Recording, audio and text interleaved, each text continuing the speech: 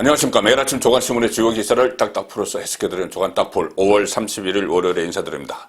자, 오늘은 강원도에서 날아온 윤석열 전 검찰총장 소식을 전하면서 시작을 하겠습니다.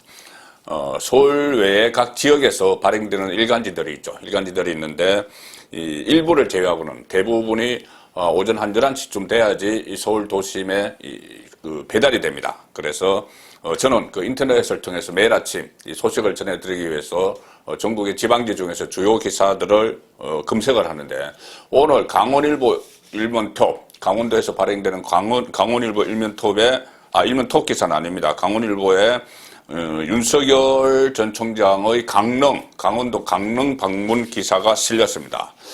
자, 윤석열 전 총장이 이 검찰총장직을 퇴임하고 나서 지방을 간 것은 아마 처음일 것 같습니다. 비공식적으로 갔다 왔는지 모르지만 갔다 왔으면 어떤 시민들에게라도 포착이 돼서 소식이 전해졌겠죠.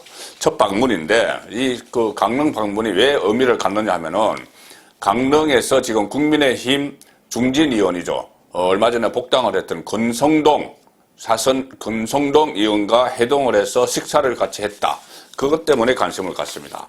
자, 그래서 이 강원일보 기사에서는 윤석열 전 총장 강릉 방문, 지지 기반 넓히나 지역에까지 이렇게 방문을 한다. 그래서 지지 기반을 넓히는 행동이다. 이렇게 볼 수도 있지만, 그것과 동시에 이 국민의힘 중진 의원을 만났기 때문에 정치권에 진입하기 위해서, 또 진입하면은 국민의힘에 입당을 하지 않겠느냐, 그런 분석이 가능하기 때문에 윤석열의 강릉 방문, 그리고 권성동 회동이 관심을 모으는 겁니다. 29일, 그러니까 토요일이죠. 외할머니 산소가 강릉에 있는데 성묘 후에 권성동 의원에게 먼저 연락을 했다. 그래서 저녁 식사하며 대화를 나눴다. 국민의힘 입당설 속 관심이 집중된다. 이 두 사람의 관계는 저도 한번 전해드린 적이 있는데, 윤석열 전 총장의 외가가 강릉이었고, 방학 때, 어릴 때, 방학 때 강릉 외가에 다니러 가면은, 그때 옆집에 권성동 의원이 집에 있었다고 합니다. 두 사람은 1960년생 동갑입니다. 그래서 어릴 때 외가에 가면은, 보통 저도 그런 경험이 있지만은, 어린 시절에 외가에 가면 옆집에 사는 같은 또래 아이들과 좀 어울리고 그렇게 하죠.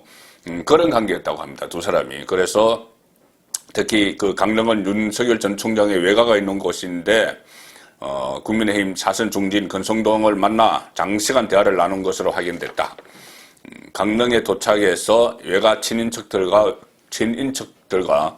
외할머니 산소를 찾아 성묘를 했고, 권성동 의원에게 먼저 윤석열 전 총장이 먼저 연락을 했다. 먼저 연락을 해서 따로 만났다. 권성동 의원은 윤석열 전 총장보다 검찰 선배죠. 검찰 선배인데 어린 시절 같이 보낸 동갑 사이고, 토요일 날 한 횟집에서 식사를 했는데, 그 자리에 권성동 의원과 같이 했고, 또 그 외에도 윤석열 전 총장이 강릉지청에 근무할 당시 알고 지냈던 지인도 참석했다. 그러니까 이 자리에서 어떤 구체적인 정치 일정이나 앞으로의 행보 이런 데 대해서 특별한 이야기가 나오지는 않았겠죠. 그렇지만 이 국민의힘 입당설이 꾸준히 나오고 있는 윤석열이 당의 중진을 먼저 만남을 요청한 만큼 앞으로 권성동을 매개로 본격적인 정치 행보를 하는 것 아니냐, 이런 전망도 나오고 있다. 자, 이것이 강원일보의 오늘 단독 기사입니다. 자, 그래서 윤석열 전 총장이 지방도 서울 외에 지방으로도 이 활동 반경을 넓히고 있다. 그리고 국민의힘 중진 의원을 만났다. 자, 그런데 실제로 국민의힘 쪽 사람들과 만나고 소통하는 것이 권성동 의원뿐이 아닐 수도 있겠죠. 그래서 어쨌든 여러모로 윤석열 전 총장의 거치가 계속 주목이 되는데, 강원도에서는 신문이 두 가지 나옵니다. 하나는 강원일보, 하나는 강원도민일보인데, 강원도민일보도 오늘자에서 여론조사를 했는데, 이 윤석열이 강원도에서도 상당히 앞서고 있다. 윤석열로 기우는 강원 표심. 자, 이렇게 따로 여론조사를 했는데, 윤석열이 상당히 압도적으로 앞서고 있다. 강원도에서도. 그 다음에 이재명, 이낙연이 추격 중이다. 이 기사를 실었습니다. 윤석열 전 총장 지지율이 37.9% 나왔고, 이재명 19.8 상당히 차이가 있죠. 이낙연 8.3, 그 다음에 강원도 출신 유광재 8.2 이렇게 돼 있는데 윤석열 지지율이 작년 연말에 대비해서 한 5, 6개월 사이에 무려 25%포인트나 상승을 했다. 자, 이것이 강원도의 민심입니다. 그런데 윤석열은 여전히 자맹 중이죠. 6월 등판설이 있었습니다. 아주 유효하죠. 내일부터 6월이 시작되니. 특히 제가 전해드린 대로 김오수 검찰총장 후보자가 정식 임명을 받아서 취임을 하면은 좀 부담감을 털어낼 것이다. 왜 그러냐면은 본인이 어쨌든 7월 말까지 임기인데 윤석열 전 총장이 이유야 어쨌든 간에 일단 임기를 채우지 못하고 나온 상황에서 사실상 검찰총장이 공백인데 그 사이에 본인이 정치에 뛰어들게 되면은 아니 저러려고 그 검찰총장 그만뒀나 이런 말이 나올 수가 있죠. 그래서 후임자가 정해질 때까지는 자명을 하고 후임자가 딱 임명이 되면은 그때부터 본격적으로 정치에 뛰어들 것이다. 이런 관측이 있었죠. 그것이 6월 초 등판설이었습니다. 그리고 또 데일리안에서는 인터넷 매체 데일리안에서는 6월 6일 현충사에서 어떤 정치적 메시지를 낼 것이다. 그런 보도도 나왔었죠. 자, 그런데 김오수 일단 조만간 한 내일쯤 임명이 돼서 취임할 가능성이 높습니다. 문재인 대통령이 오늘까지 청문보고서 재송부 요청을 했죠. 이것은 임명 강행 수순입니다. 그것은 내일 임명을 하게 되면은 윤석열 전 총장의 또 등판도 좀 빨라질 수도 있는 그런 상황이 되는 거죠. 물론 아직까지도 9월 등판설도 있고 예비 후보 등록을 하는 그 시점에 등판할 것이다. 이런 여러 가지 이야기가 있지만 일단 6월이 내일로 다가왔으니 6월 등판설에 대해서 제가 말씀을 드리는 겁니다. 어쨌든 이 윤석열은 곧 등판을 하겠죠. 이렇게 강릉도 찾아가고 권성동도 만나고 이런 거 보면은 정치는 확실하고 그 다음에 야권에 또 특히 국민의힘과 같이 할 가능성도 사실상 높아졌는데 이렇게 되니 윤석열에 대한 문재인 정권의 견제 수위도 상당히 높아졌죠. 무슨 윤석열 파일, 민주당 당대표가 윤석열 파일 이야기까지 했습니다. 차곡차곡 쌓고 있다. 본인 문제나 부인 문제나 장모 문제나 이것을 자기들이 파일을 갖고 있다. 이렇게까지 노골적으로 이야기하면서 정치 공작 냄새까지 풍기는 그런 상황이죠. 그 상황에서 오늘의 조국을 있게 만들었다고도 볼 수 있는 오늘의 윤석열을 있게 만들었다고도 볼 수 있는 조국 씨가 또 윤석열 때리기에 나섰습니다. 일면 본인을 위한 변명, 셀프 변호를 위해서 책을 냈지만은 이 책 안에는 윤석열에 대한 맹공이 들어가 있습니다. 윤석열을 엄청나게 공격을 합니다. 자, 조국이 책을 내서 셀프 변호, 윤석열을 맹공하는데 그런데 오히려 여권에서는 조국의 이런 행보에 지금 이 시점에 책을 내고 하는 행보에 오히려 전전긍긍합니다. 자, 왜 그럴까요? 여러 언론에서 그 문제를 다뤘는데 한국일보 3면 보시면은 조국이 이 안에서 나를 밟고 가라 그런 이야기를 했죠. 조국의 책 제목은 조국의 시간입니다. 조국의 시간인데 이 책 안에서 4.7 서울시장, 부산시장 보궐선거에서 민주당이 참패하고 나서 조국 너 때문이다 이런 이야기가 나오는데 그렇다면 나를 밟고 가라 이렇게까지 이야기를 합니다. 그래서 책을 냈는데 민주당 안에서는 왜 하필 지금이냐. 지금 공정, 윤석열의 그 가치가 공정이죠. 공정, 정의와 공정. 그런데 불공정의 대명사가 조국입니다. 그런데 조국이 책을 내서 왜 하필 이 시점에 이 조국이 또 나서느냐. 이런 것이 민주당의 딜레마다. 그래서 여러 언론에서 조국의 시간이 오히려 민주당의 시간을 뺏어가고 있다. 이런 분석까지 지금 나오고 있는 것이죠. 다시 조국이 등장하기 시작을 했습니다. 내일 책이 나오죠. 조국의 시간 출간을 두고 민주당이 딜레마에 빠져버렸다. 4.7 재보궐선거 참패 이후 내부에서는 조국 사퇴를 사과를 하고 넘어가야 한다. 이런 의견까지 부상을 했지만 회고록이 출간되면서 조국의 우호적인 내부 여론이 열성 지지자들이 또 책을 책 사기 운동을 벌이고 다시 뭉치기 시작합니다. 자, 그렇게 되면은 이 불공정 문제가 불거지기 때문에 대선을 앞둔 민주당에서는 전전긍긍할 수밖에 없죠. 그래서 중앙일보도 야당은 새신 바람이 부는데 이준석 나타나고 새신 바람이 부는데 조국의 시간, 책 제목입니다. 조국의 시간에 붙들린 여권 주자들, 지금 이슈가 공정, 불공정으로 가고 또 조국에 대한 관심이 높아지면서 상대적으로 이 다른 대권 주자들이 움츠러드는 그런 현상이 나타난다는 겁니다. 그렇지만 조국의 문재인 대통령이 마음의 빚이 있다 이렇게까지 이야기한 조국이기 때문에 어떻게 하지도 못하고 조국의 책 내용, 무슨 가족의 가족의 피에 펜을 묻혀서 썼다 이런 식으로 가족을 막 이야기를 했죠. 그래서 이낙연, 정세균, 이강재 이 주자들은 가슴 아프다 이렇게 반응을 보였고, 자, 추미애는 촛불 개혁사다, 이 책이 촛불 개혁사다 이렇게까지 엄청난 의미를 부여를 한 것이죠. 그런데 이재명은 지금 친문이 아닌 이재명은 이 책 내용에 대해서 침묵을 해버립니다. 어떻게 말도 못하고 상당히 딜레마죠. 자, 이 상황에서 국민의힘 조금 전에 이 어떤 그 변화 이런 것을 말씀을 드렸는데, 국민의힘은 이렇게 새신 바람이 부는데 왜 민주당은 이러느냐, 조국에 나서 이렇게 또 불공정, 공정 이슈를 내느냐 이런 문제를 말씀을 드렸는데, 국민의힘은 지금 대표 경선, 자, 이번 주에 국민의힘 대표 경선은 사실상 진짜 싸움이 시작됩니다. 왜 그러냐면은 예비 경선에서 이준석 후보가 압도적 1위를 했지만 예비 경선 때까지는 어떤 서로 비교를 할 그럴 기회가 없었죠. 그냥 주로 지명도에 의해서 여론조사가 이루어지고 그렇게 했는데, 자, 본경선 5명을 압축된 본경선에서는 여러 가지 서로 비교를 할 수가 있습니다. 경쟁력을 확인을 할 수가 있죠.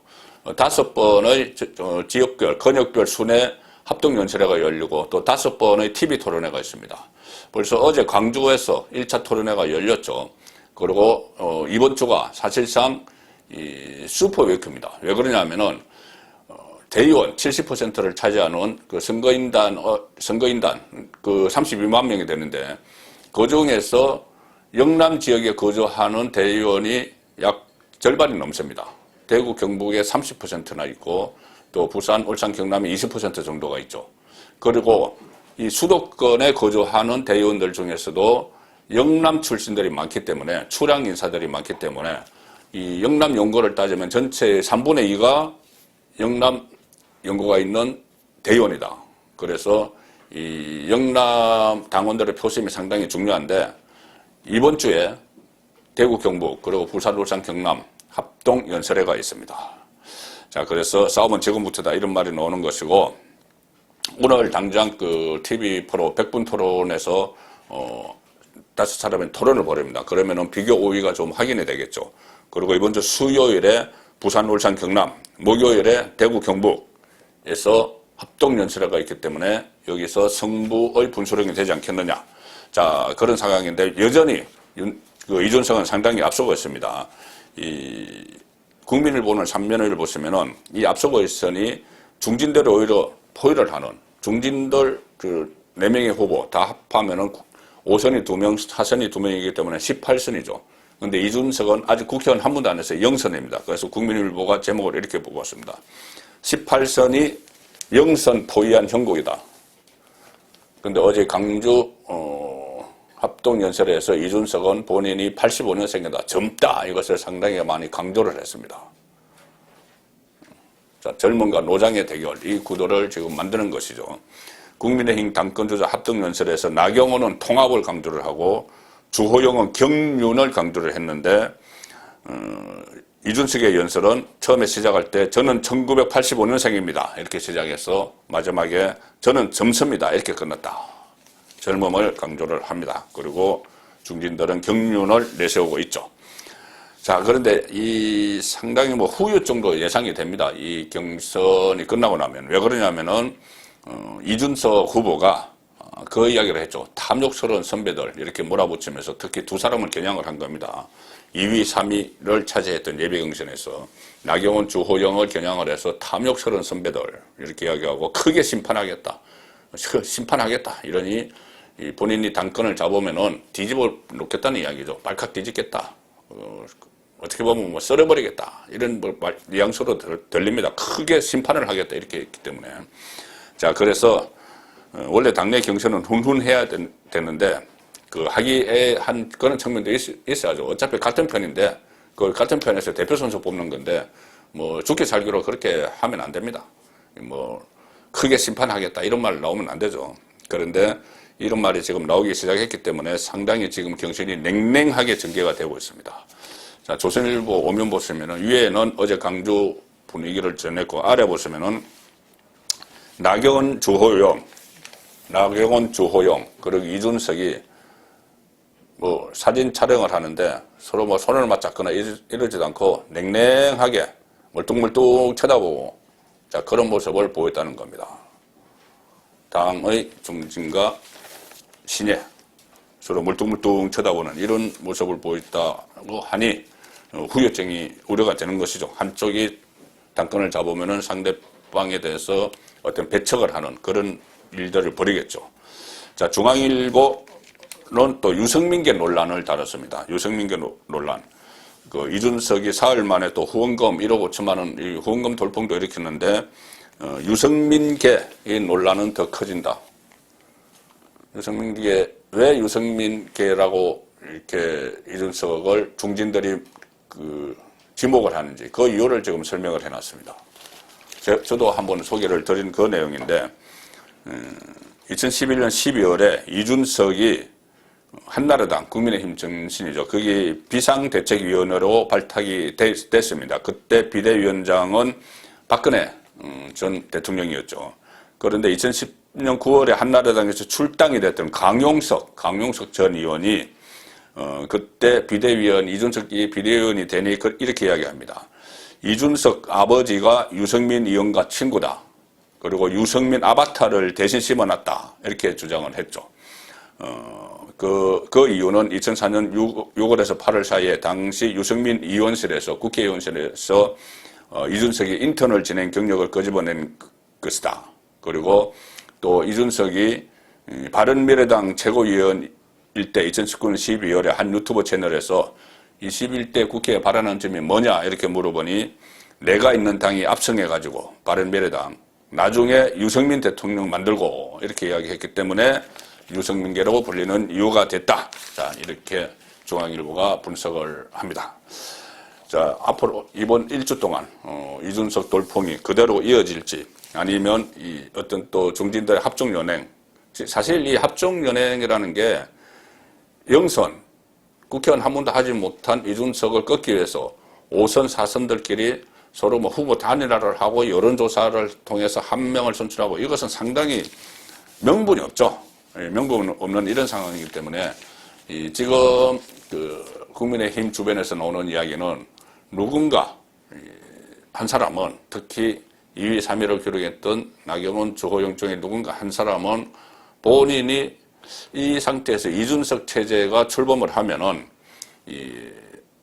여러 가지 분란이 일어날 가능성이 높고 그리고 유승민계 이런 이야기가 나오면은 외부에서 뭐 윤석열이든 최재형이든 김동연이든 또는 안철수든 이렇게 같이 들어와서 빅텐트를 치기 어려운 상황이 될 수 있으므로 정권 창출을 위해서 자칫 세대 교체를 하다 정권 교체를 하지 못하는 수가 있기 때문에 정권 창출을 위해서 중진들이 이렇게 표가 분산되면 안 되겠다. 그래서 한 명이 어떤 사퇴를 전격 사퇴를 하는 후보 단일화 이런 것이 아니고 본인이 경선 후보직에서 사퇴를 하는 그런 상황이 올 수도 있다. 그런 분석들이 지난 주말을 전후해서 나오기 시작을 했습니다. 두고 봐야겠습니다. 그리고 오늘 매일경제 일면톱도 하나 소개드리면서 마무리하겠습니다.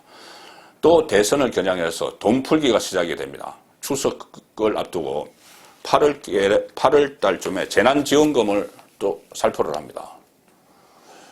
자, 나라 국간이 넉넉하면 뭐 돈을 다 풀어야죠. 다들 어려운데 다들 풀어야 되는데 이렇게 푸는 돈이 후세대에게 부담을 주기 때문에 그렇게 반갑지만은 않고 또 왜 하필 선거 때만 되면은 주느냐. 작년 4.15 총선 때 그렇게 재미를 한번 봤기 때문에 그렇겠죠. 슈퍼 추가 경정 예산안 편성해서 또 8억개 재난지원금. 그 1차 때, 4.15 총선 직후에 1차 때는 가구당 뭐 많이는 100만 원씩을 찍어버렸죠. 그런데 그때와는 달리 개인별 지원액을 크게 넣을 것 같아. 그리고 전 국민 직업은 작년에 이어 두 번째인데 정치권 일각에서는 이런 말이 나옵니다. 최근 문재인 레임덕 이 추세 그리고 재선을 앞두고 민심을 달래기 위해서 여권이 또 대규모 돈 풀기에 나선 것 아니냐 이런 비판적 목소리도 나온다. 매일경제의 기사였습니다. 조간 딱풀이었습니다.